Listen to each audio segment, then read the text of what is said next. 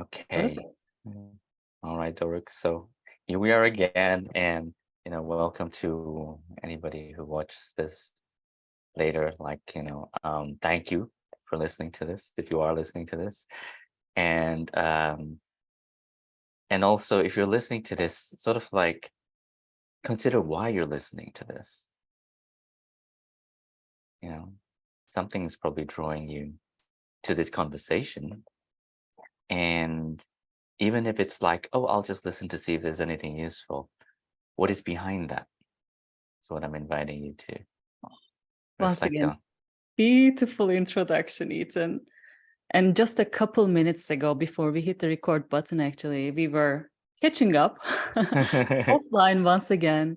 And we were both contemplating about the benefits of these conversations personally for us. We have a chance to speak through our experiences. And personally, on my side, I'm just realizing that I'm not the only one going through this uncertainty, quite Yeah. a lot of changes in my life. And in of itself, this is really bringing quite a lot of clarity for both of us. And Ethan was reflecting on his side, saying that he's also going through similar experiences and how he's benefited from those conversations. And I told him that I don't believe in coincidences. It's just synchronistic energies coming together when the time is right, when our awareness and perception is open enough to realize it.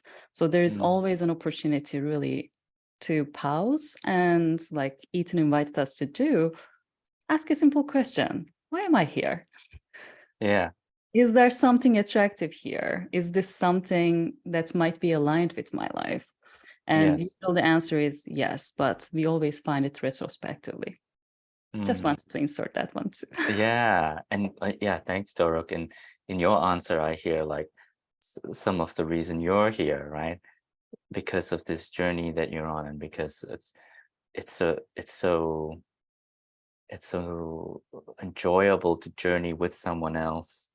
So true. Uh, and for me, like, yeah, why I'm here as well is it's it just feels right to me. It feels like something I want to express, and it's looking for an expression in some way.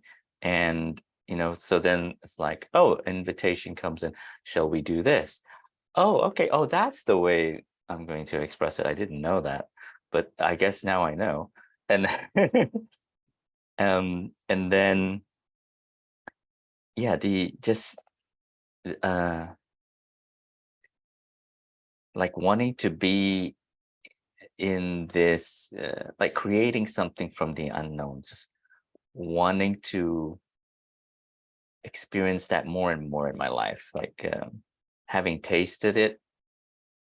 It's so, like, you have a mixture of fear, excitement, inspiration, confusion, a lot of aliveness, I would say. And then and something always gets created, not always what you intend or you thought might be created, but yeah. And then the theme for today, because that while we're sharing this, it leads into the theme, the theme is creativity. And we had agreed that I would like bring something from this book, which is by Yes. Rick Rubin, The Creative Act. um you could say it's a book on creativity, or a book on living, a book on love. And yesterday I was listening to Rick Rubin on the Huberman podcast. And so I heard him say something, and actually that's the thing I want to bring. Perfect. Uh, and so Andrew Huberman had seen something that upset him on social media or something, and then he Mhm. he texted Rick. He's like, "Can you believe this? What they're saying here and all that." Um, Something along the lines of "It's all lies," And Rick replied, "It's all lies. Back to nature, the only truth." Beautiful. And it's like, so for me, when I hear that, it's remembering we're making everything up. We're making the meaning and the context for ourselves. So when we consider creativity, we don't often go that far back. Creativity is like, okay, what am I writing? What am I drawing? What am I saying? But what Rick was pointing to there is like, wow, even all of this is a creation, right? And we're creating it, right? And the context in which we're even speaking is also being created. So like you and I, when we started talking about what we're doing here, we are in fact creating something that didn't exist before. Yeah. Before we said that, before we, in our minds, said, well, this is what it is. I'm here because of this and this and this. Yeah, let me just pause there first. Beautiful. Now, this was a sweet invitation for me to listen to that podcast as well, which I will do in my own time. There's definitely a truth in that. I always say there is a healing power in nature that really unites us. To me, it's really the significant healing power where we can all feel connected and united. And that is the truth. Mm-hmm. So that is at least my interpretation of Rick's opening. But I also have a slightly different interpretation as well, because all of those sweet lies, which is Yes. really our own perspectives per se, Yes. it's a reflection of the truth, capital truth as well, because we all have a unique perspective. We all have a unique opening that we see the world through. Yes. And through that authentic view, once we add each one of us together, we created unity, which is, I think, truly reflected beautifully in nature. So in that sense, it's an humbling experience to say that, yeah, we are all creating lies, because it's a miniature representation of the bigger truth. But I personally believe that we as individuals, as representations of the unity within authentic human form, we all have our own unique perspectives as well.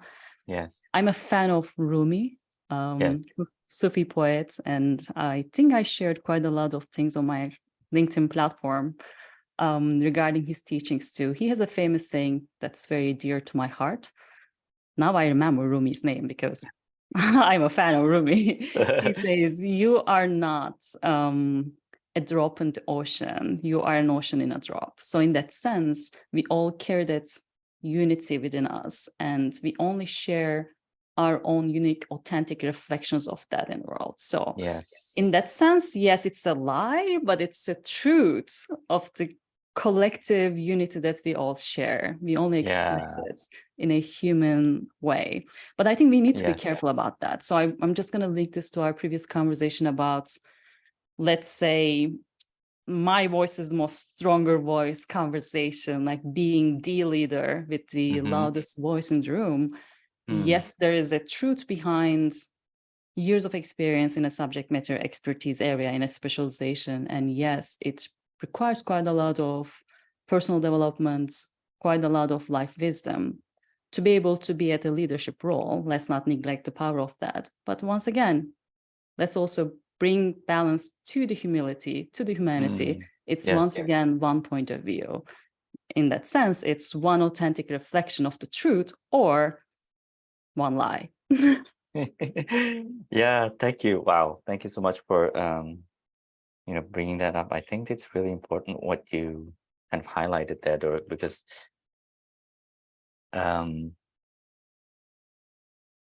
words are creations as well, and the interpretations of words and also creations. So I think for most of us, if we hear the word lie, it's like a negative meaning to it, right? So we are creating that, and that's not a negative, not as in bad, just that we're creating that. And so Rick actually clarified. He said, when I say lies, I don't mean that necessarily that somebody's out to deceive. Hmm. It's just that it's made up. True. It's just that it's made up. And so like what I hear and what you're saying is like when Rick talks about nature, nature is everything. True. Right? Everything there is, where nature, our bodies are nature. This is nature. My iPhone is nature. Like it could not be nature if it exists. And so so from that context, that's truth. Everything is there. Hmm. And then for us to function in this world, we have to selectively choose and like mold this into some way and present it in some way. Yeah. And that's the process that we're going through in creating. So true. And those leaders, so the issue is we get lost in this, right?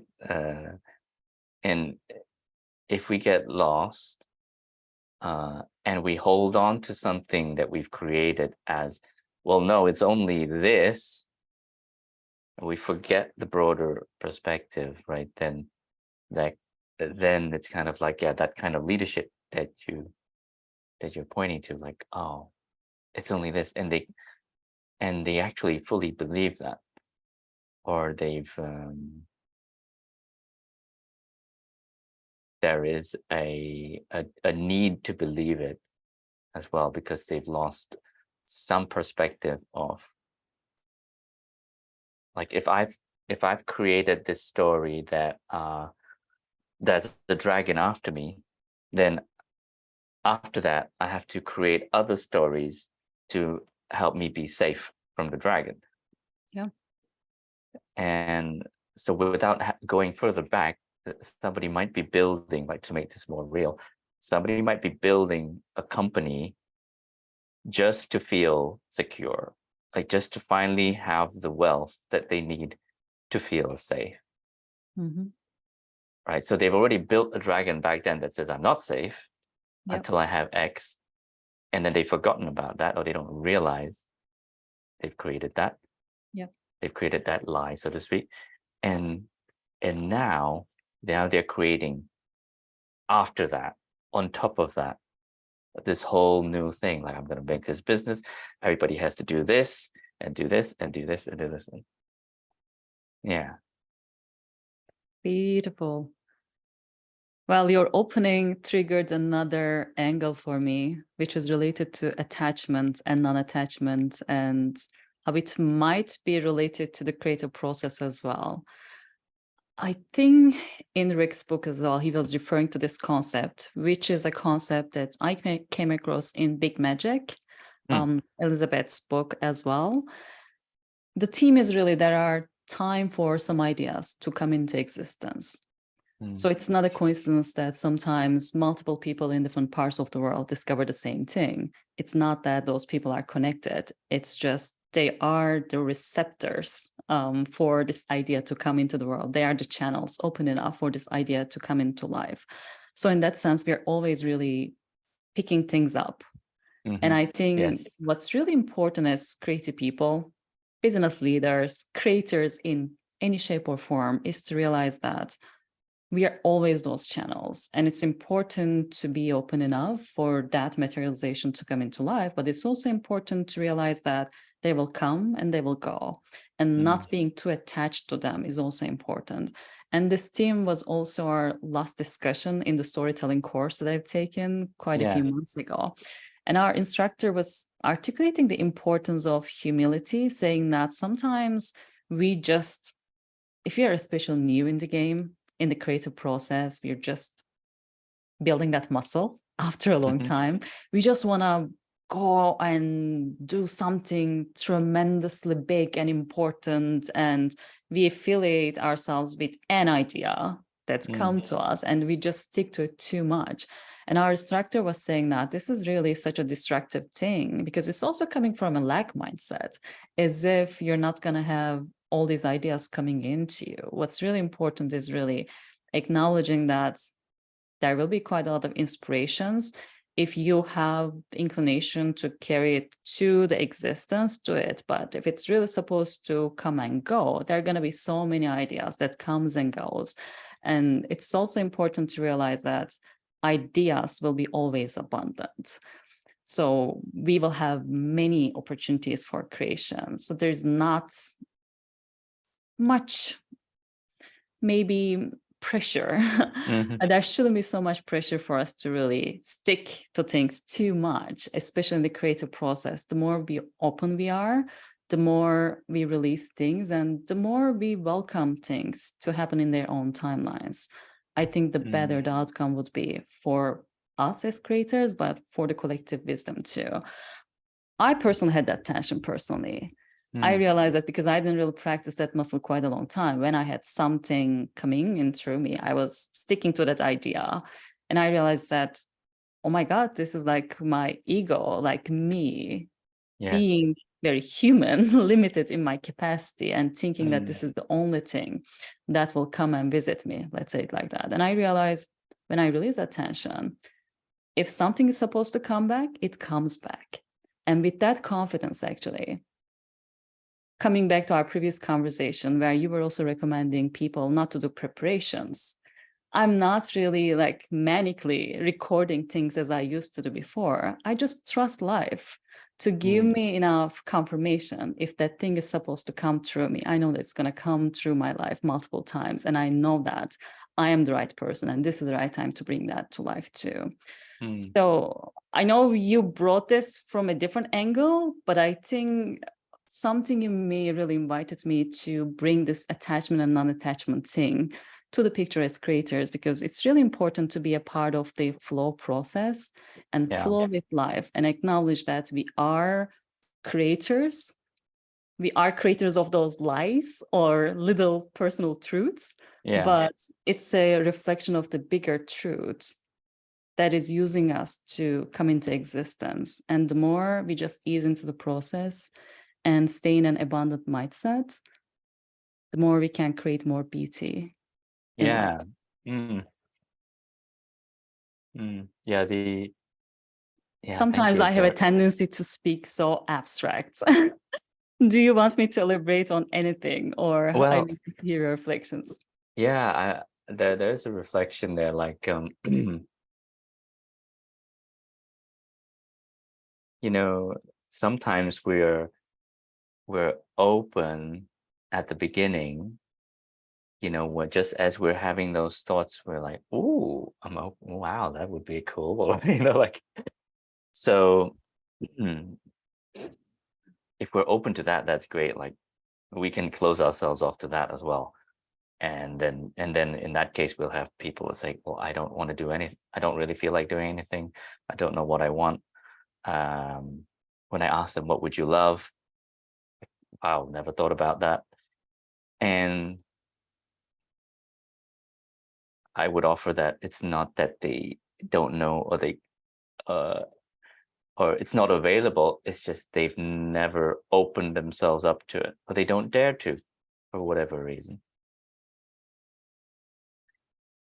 So that first step, if you open to something, they're like, "Oh wow, that's great." And then it comes in. If we have the courage to uh, allow that in, we might find ourselves doing something. Like, we might, think, "Oh boy, maybe I'll write this, or I'll create a company." Like, that's a, sort of like a bigger thing to let through. And then, like with this conversation with this founder I just had, the pattern that comes up is, first it's play. Mhm. He's open. He's like, Yeah. "Oh, wow, this would be amazing." Yeah. He's not even thinking about it in terms of a company yet. He's like, "Let me play with this. Let me try this." And AI is the thing he was playing with. Like, "Oh, let's play with this." And then he's, doing stuff and all. And before that, he had experienced this multiple times where he's just playing with stuff. And it starts to shift, because as he starts to see things happening, physical things he can touch and feel, and a website goes up, this kind of stuff, then it's like, well, oh, then the attachment comes in, like, Yeah. well, I want this to be this way. This has to be that way. And it can't be this way. I can't have it fail. I can't have it whatever, right? So with that freedom of just playing with something that's coming through starts to be, starts to be covered over, because it starts to become really important, and it has to be this and that and so forth on top of it. And then the all of a sudden he loses, after a couple of months he realizes, like, I'm not enjoying this. Yeah. He talked about it from being play to being serious and being like feeling a burden. Yeah. And then the thing is, when he reflects, every time he had actually created something that he loved, it was from that free play, that kind of open space that had created all this amazing stuff in his life. But it was really enlightening, and also a puzzle for him. Like, why does it always go the other way? That's kind of what kind of came up when you talk about attachment and detachment. Did you come up with a resolution? Now I am curious. I Or is it still like. work in progress?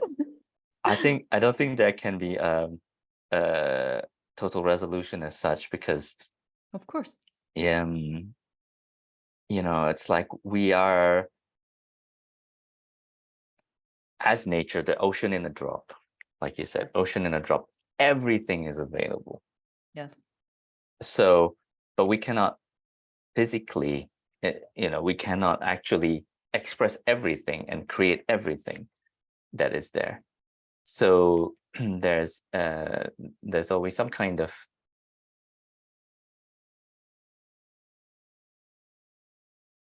I don't know how to express it, but when it comes through, there's a tension there that exists. But if we can see it, then we can reduce that tension. So him seeing this Yeah. creates a higher chance that he can stay with the play, because he can see, oh, what's this coming in from? Like, I have to make 1 million in the first year. Like, where did that come from? Like, oh, I mustn't fail. That would make me a failure. Like, where did that come from? Yeah. He's more likely to see where he starts to close off that channel, and then he can stay open for longer. I agree. So from my side, there are, I think, two reflections for this beautiful example. And this was also another theme articulated in the book. And it's a natural part of the creative process. In product management, I know that you're coming from the same background too. We can classify jobs to be done in any kind of creative process into two different categories. One is really the earlier stages of creation, where it's actually easier to go broad, and you're actually invited to go broad, open your heart, look into so many different options, Yes. stay open as a channel. But the second part of any kind of bringing a product, any service, anything into materialization, you need to really focus into a couple narrow options and focus on execution. And Rick was also talking about this in his book, which is a very general product management or any kind of creation framework. First, go big and come up with multiple ideas, be open to inspiration, but then narrow it down. And from that point of view, you need to come up with some sort of structure for the process. Maybe timelines might be important, maybe the execution part with some milestones and some criteria for definition of success and some other things, which is the completion part of the creation. And I think naturally, Rick was also confirming and confessing that he's more naturally inclined in the first part of the process. We all as human beings have different tendencies. And I think the first part is a lot more playful, more creative, or more open in the process for most of the creative people. The second part, which is the execution. Yes. And he was using actually a term that I cannot recall right now, but let's say execution. That part naturally might not be that fun because you solidified something. So it's really bringing that playful thing into life. It's like a birthing process in that sense. And there's Mm. always some sort of burden, some sort of commitment, some pain, and some challenges that you have to go through. But to me, I think it's also a natural part of the process of any kind of creation. Yes, the first part Mm. is natural, a lot more playful, which is actually, again, coming back to this heart and the mind thing. Heart really tricks you.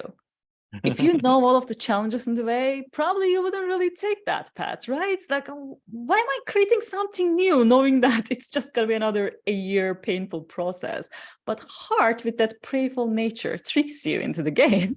And then in the middle of the game, you just realize, oh my God, I'm in the middle. I'm stuck with this. Now I need to bring this to life. So Yeah, I yes. see this as a natural Mm. part of creation in general. That's point number one.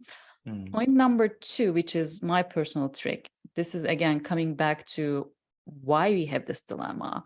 Somewhere in the middle, somehow, that playful child, that the leadership of the heart is changing. We are handing things over to the mind, Yeah. like execute, and you're going to bear the responsibility and you will be judged by the outcome. It's again a total different world. To me, it's really heart, go wild, do not think about the outcome, just play, no expectations, everything is available and sky's the limit kind of thing. And the other one Yeah. is really, well, be grounded. Here's a step, you have this many months, step one, step two, here's the criteria for success. So it's a Yes. total different mindset to Mm. be able to navigate that operating model to change. I Yeah. think it's really important to pay attention to our ego tricks or mind tricks. Mm. And personally, I consciously really lean towards more of the unity experiences, more of the minimization of my ego experiences. And nice trick is really spending more time in nature and Yeah. just really shifting your mindset from me as the creator to, once again, being a channel for something that needs to be expressed. If I think we can consciously shift our perspective from me as a creator carrying this name that might come with a success versus failure, which can create quite a lot of tension on the mind and resistance on the mind side. What if we reframe that to, again, there's never a failure. And that's another thing I really don't like, coming back to your beautiful reframing about the lies. It comes with Mm. a negative connotation, right? Yeah. Personally, for me, I feel like failure, although we say fail fast all the time and try to normalize it, I feel like in my heart, it still comes with a negative connotation. It might be my perception, but let's be honest, although we are trying to put some flowers around it, no one really likes the failure word. But to me, there is no failure. It's like learning. You always learn something from an experience. Mm. If we can reframe it that way too, it's again a mind trick. But the use of the word is really so important. You will just go with the flow of that inspiration, bring something to life, which could be perceived well by others, might not be perceived well others. But Yeah. again, it's just a learning process for Mm. that inner light that started the journey. I think another Mm. important thing to really highlight is really how you're feeling as the creator. Somewhere in the middle, if you shift from this naive child playing just pure joy of playing to expectation of outcomes from external world, that is also creating this tension of failure because it comes with the success definition from an external point of view. But if you just stick with your own definition of a playful exploration where you're just going to learn something, it can be just another continuation of the play with more execution, bringing something tangible into the world. To me, I think the reason that we are losing that playful nature is really somewhere in the middle. We start expecting something out of it, and we start thinking about what other people will think about it. Mm. Why don't you just use that innate heart power in you, maybe which is only in you, to create something that needs to come through you to life, and maybe people will not understand it.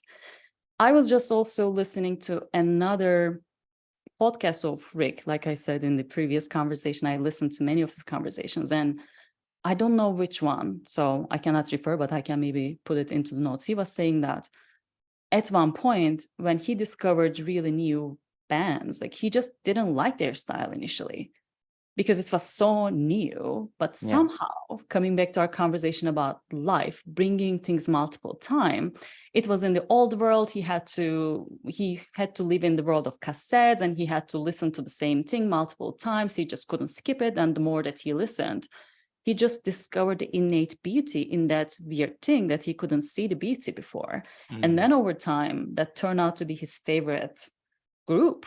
But it took some time for him to receive it. So sometimes, especially when we are thinking and talking about really authentic expressions of ourselves, Mm. it's going to be different. And it's not going to be immediately approved by people. Yeah. And it was never, Mm. ever approved by people. So again, if your definition of why you're doing this is really approval by others, then you won't even start the game. To me, I think we start with a total different mindset, a total different surrender to that inspiration, that playful child in us. And somewhere in the middle, something happens. Our ego takes over, our mental concerns, our fears and judgments and everything kicks in. And we just forget about why we started the journey. And we start thinking about what other people will think about it. What if our only purpose is just to continue that playful exploration, learn something, even if we are the only human being having fun out of it? Let's come back to our conversation. Like, I shared something last year because it came from my heart, right? I just shared an contemplation about Rumi, if he was in Harvard Business School teacher in today's world, what he would teach. Yeah. And that touched your heart. It came from my heart. It touched your heart. Reach out to me.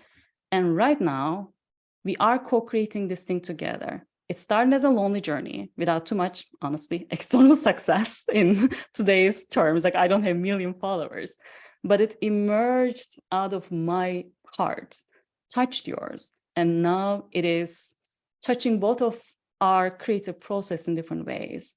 Mm. And if we are getting value out of this, who cares what will happen? Maybe over time, maybe in a year, it will touch many more people. If it doesn't, who cares? Did you have fun? Am I having fun? Mm. Yeah. Wow. I love that. Are you And having fun, Ethan? yes, I am. I am. And so amazing because, you know, like you're staying in that open state. Like, so who's to say, are you at the beginning or you're executing or whatever? Like, we can't really separate it that cleanly. There's that. I think you described it beautifully, like the handing over. At some point, we feel like it's necessary to hand over. Okay, the fun part's over now. Hand it over. And it's like, well, what if that inspiration or that joy or that play could be channeled anywhere? It can take different forms. It might take the form of coming up with 10 ideas for a book, or it might take the form of writing a paragraph in the book. And it can be the same kind of joy. And you might say, well, it's focused there, more focused, it seems. But it's just kind of like, like on a phone, you zoom into the map and you can zoom in, zoom out, zoom in, zoom out. It fills the whole screen, no matter what. So it's like, oh yeah, we're just zooming in and out, but that same kind of channel is available. And I don't mean that it has to feel joyous all the time. It's just that relationship, that is open, and the heart is open. When the heart is open, it can feel it's open to different experiences as well. Um, I was listening to another coach talk earlier, and he talked about losing his friend of 30 years. who he spoke to every week.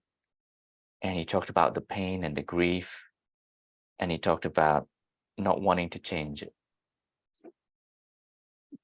because being open to that, keeping his heart open to that, he saw that as a beautiful experience.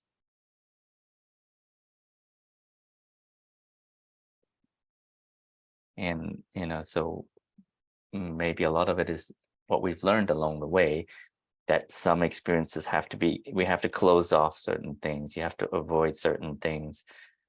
So that separation is necessary. Like, oh, bad.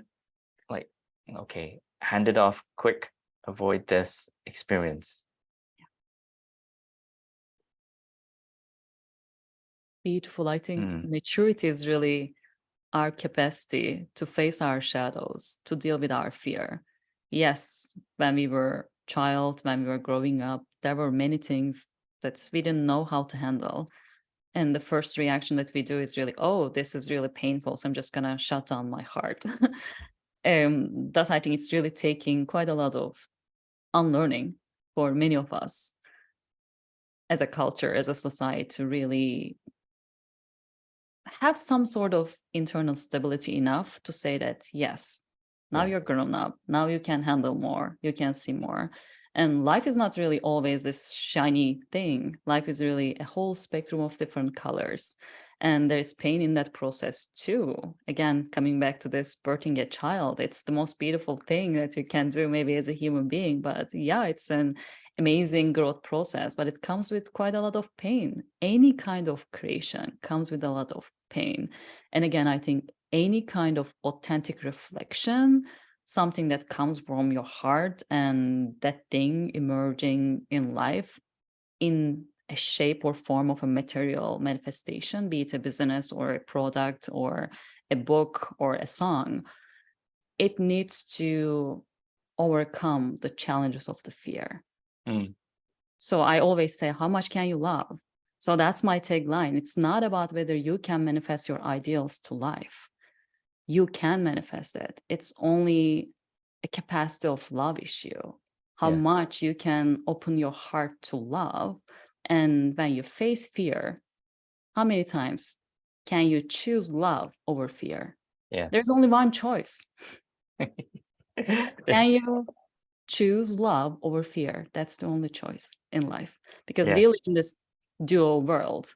And yeah, in an higher plane or universal consciousness, unity, everything is lovey-dovey, everything is perfect. But in our limited human capacity, we always see the value of light with the dark. So whenever we face a choice, it's always love versus fear, love versus fear. And in my limited human experience, I can only say that maybe my limitations are decreasing over time with me working through my own dark side and welcoming them with all I am and seeing all parts of me and integrating all parts of me. My fears are becoming smaller and smaller, but it's always there. It will always be there. It's never easy. Yeah. And that is actually the risk about the creative process too. You are an equal one, like you're just one person trying to bring something authentically from your heart. And there's always this risk of you being so vulnerable and putting yourself out there. Yeah. And of course, that can come with quite a lot of criticism, judgment from others and everything. So there's always this innate fear that Yes. any kind of artist has to overcome. And I think there are so many sayings around this. There are so many talented artistic people who never had the courage of sharing their beautiful gifts with the world.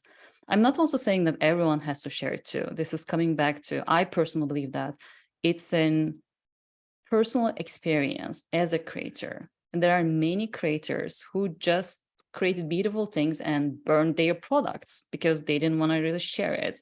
But they had fun as a human being from that experience.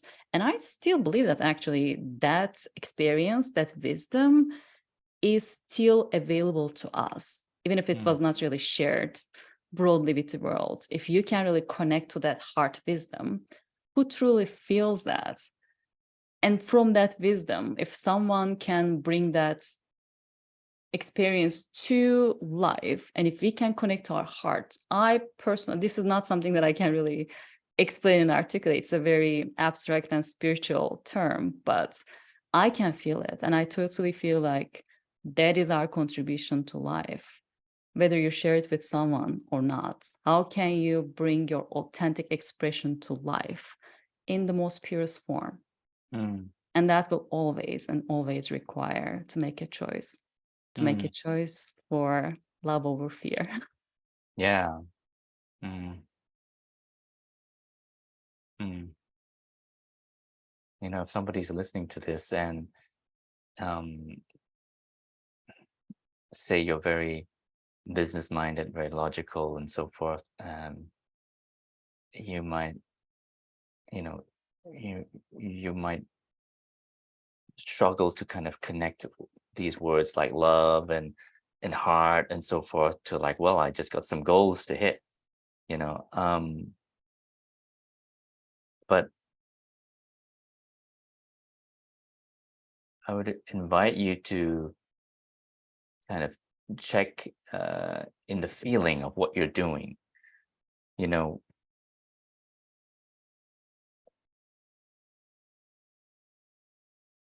when the heart wants to express something and it's not expressing, there's a feeling to it. There's a constriction or a waiting or like a urge, like or something being bottled up.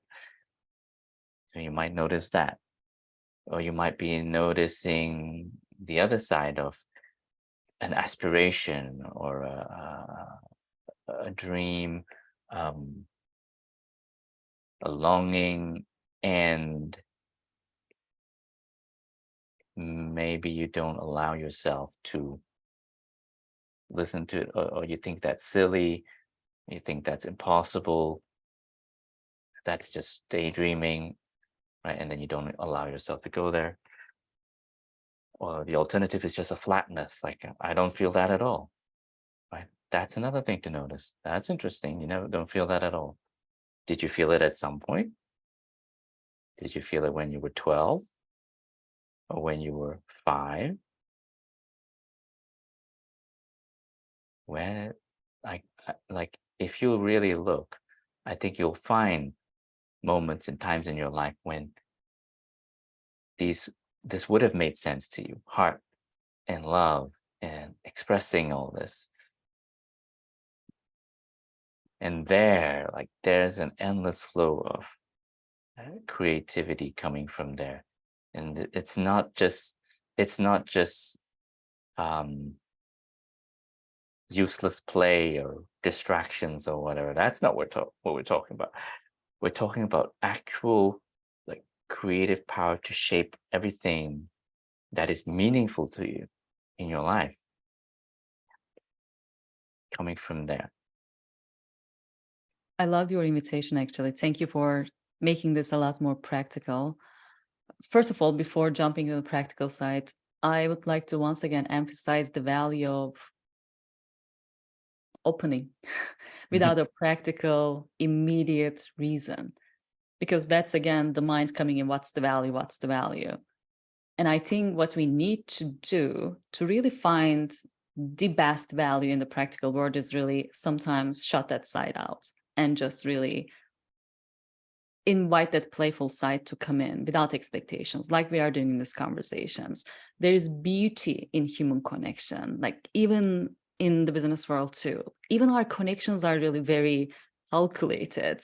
Like Mm, in networking and stuff like that, give me your summary of your life within the first minute. Like we're always limited with time, titles, and jobs to be done and goals to be met. Like you'll never know what gifts you can receive from an unplanned and our conversation with another human being from heart to heart. And I think we are losing this essence that is actually real food for creativity.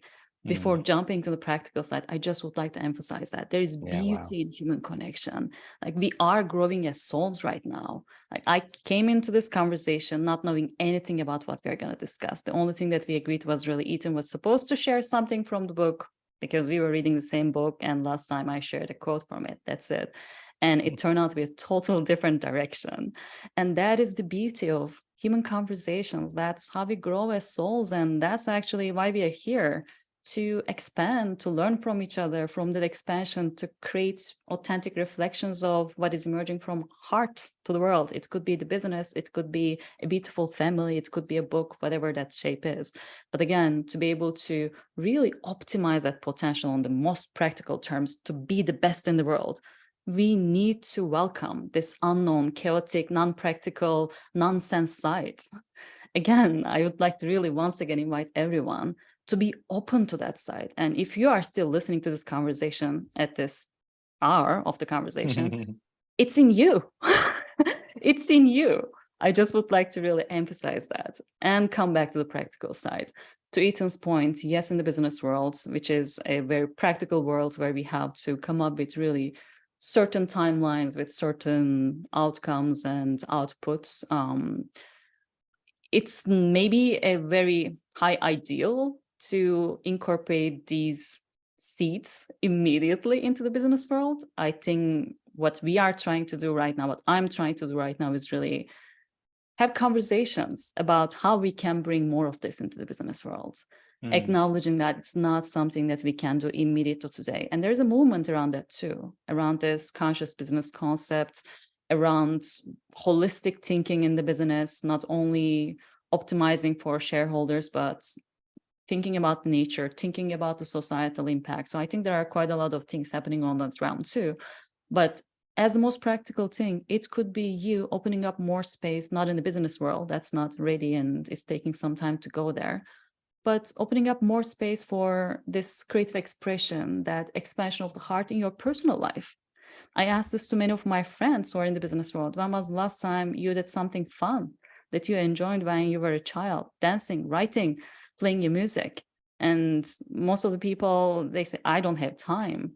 And again, it's this stagnation. It's this vicious cycle of jobs to be done. And there is no way that we can get out of it if we don't really allow enough space for our heart to have some form of expression.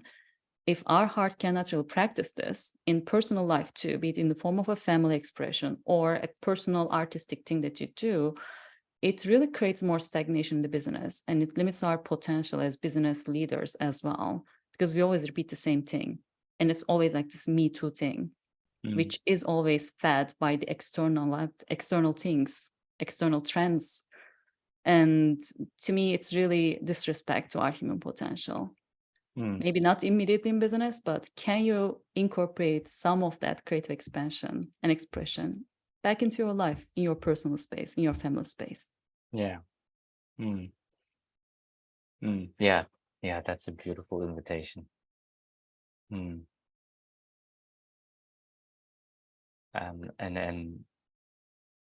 another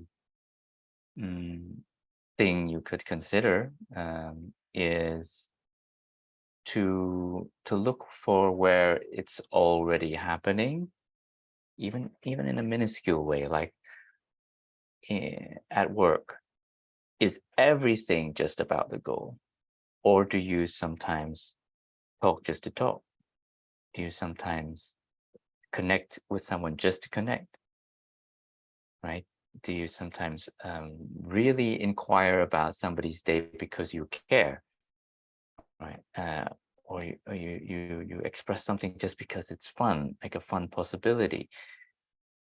So that's another entryway. Like if you look and you go, oh, there is that, like, and you notice that, then you create more of that, because what you notice, it becomes your reality, right? You are creating it anyway.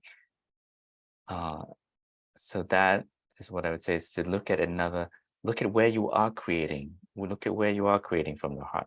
Look at where you are playing and being open, as a practical takeaway. Yeah. Beautiful. Time flies. Yeah, amazing. Yeah, so we're gonna close here. Like, if you're listening to this, we would love to hear whatever comes up for you. If you want to share anything, ask anything, just express any any thoughts or feelings as you listen to this. That would be amazing. Thank you, Ethan. I can only echo. I would love to hear more voices, good or bad. At least knowing that you're here with us. If you made it till the end, I would love to actually get a little small message, good or bad, any kind of reaction, just to have a different kind of voice. Yes. I would love to hear your voice. Yeah, fantastic. So I'm gonna end it here. Maybe one last invitation is notice right now, if you're listening to this, notice the feeling in you and whether there's any difference in that versus where you were before you listened. So that might be an interesting thing. Just another reflection from my side. That is actually the most beautiful invitation for the magical power of these conversations. Human conversations take its time, but that slow burn transforms us. And maybe we don't realize it immediately. It's just a seed, just a simple thing that created some little small flame in your heart. Yeah. Let it be there. Let it be there and let it slowly burn. But for this to happen, for this transformation to happen, we need to receive the invitation. We need to honor the invitation. All right. Thanks, Derek. And Thank you, thanks Ethan. to you if you're listening. Yes, thank you if you're listening. Bye-bye.